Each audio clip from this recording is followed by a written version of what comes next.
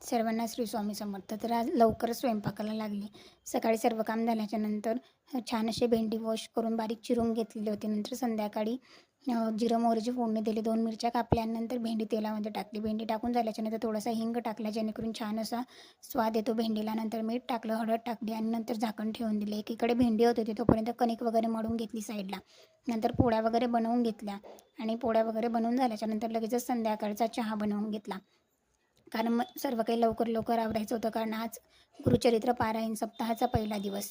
आजपासून सर्व केंद्रामध्ये अखंड नामजप यज्ञ सप्ताह सुरू झालेला आहे. तुम्ही जर जवळ असाल केंद्राच्या तर नक्कीच जाऊन महाराजांचं दर्शन घ्या. खूप छान असं वातावरण असतं संध्याकाळी केंद्रामध्ये. नंतर चहा वगैरे घेतला आणि नंतर देवपूजा वगैरे केली आणि नंतर मी गेली होती केंद्रामध्ये.